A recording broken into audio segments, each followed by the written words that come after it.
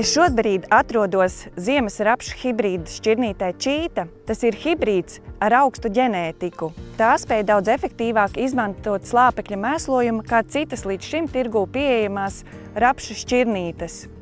Šķirnīte ir ļoti elastīga sējas laikā.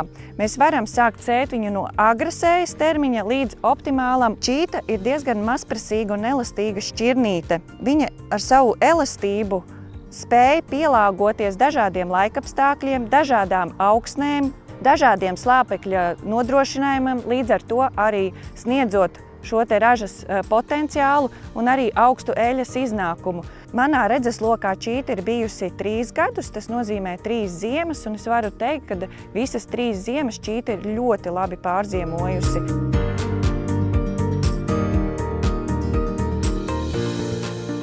Šķirnīti Čīta es noteikti ieteiktu saimniecībām, kurām ir dažādas apstrādes tehnoloģijas augsnes, gan tiešā sēja, gan minimālā augsnes apstrāde, arī aršana. Vai tā ir smilšaināka, vieglāka augsne, vai arī mālaina un smaga augsne, arī tur Čīta sevi ļoti labi parāda. Čīta arī rudenī vizuāli ļoti labi izskatās, un arī pamostoties pavasarī viņa izskatās ļoti tāda spēcīga un attīstīta šķirnīte.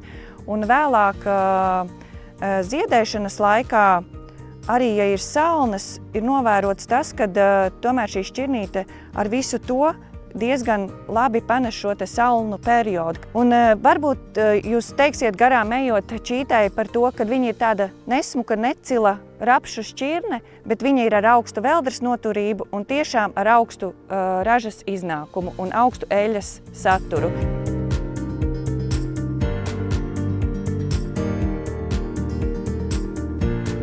Kristap, tev Čīta ir 2. gadu. Šajā laukā atrodoties, kādas sajūtas tevi pārņem? Pēc pagājušās pieredzes spriežot, ka pagājušais gads Čītai bija ļoti veiksmīgs, tad es domāju, ka šogad arī vajadzētu būt labi. Čītu es izvēlos tāpēc, ka es viņu sēju kā pirmo rapsi, kā visagrāko. Un vai tās tavas cerības Čīta ir attaisnojusi, tā izvēle? Pagājušo gadu rapsi es sāku kult, tad, kad rapsis jau bija iesēts jau. Ja es būtu zinājis, ka Čītai bija tāda raža, tad es būtu Čītu sējis vairāk. Pagājušajā gadā no 4 šķirnēm Čīta bija visvieglāk kult, jo viņa vienīgā, kas nebija sagāzusies, pārējās bija vai nu daļai vai galīgi pie zemes pierulētas, un Čīta bija visvieglāk, tur varēja atpūsties kombainī. Tātad Čītu tu raksturot kā veldres noturīgu šķirni? Jā, pagājušajā gadā viņa viennozīmīgi stāvēja kājās.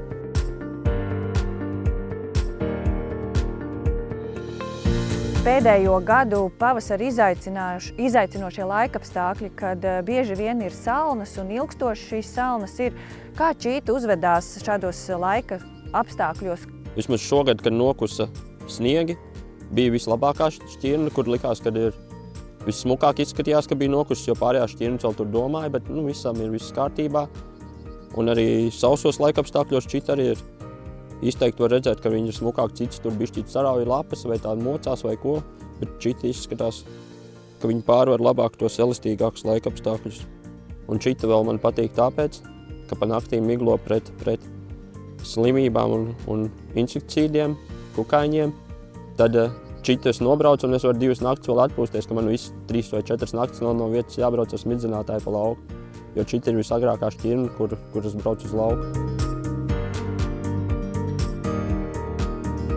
Kāpēc, Kristap, tu ieteiktu citiem lauksaimniekiem pamēģināt Čītu? Varbūt tu vari iedot tādus 3 atslēgas vārdus, ar ko Čīta ir tieši raksturīga?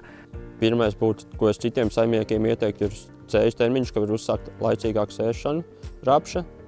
Otrais būtu, kad viņi elastīgākā laikapstākļa ziņā, gan sausuma, gan salnas labāk pārvar nekā citas šķirnes, ko es esmu novērējis. Un trešais būtu, raža viennozīmīgi ir starp tām šķirnēm, ko es sēju, ir visaugstākā un arī eļas saturs ir vislielākais. Čīta, kā šķirne, man liekas, ka viņi nav kaprīzi, ka viņi ir tādi diezgan viegli audzējami, ka tur nav jāskan katru dienu uz lauku skatīties, kas notiek ar to rapsi, iet savu programmu un viss sanāk.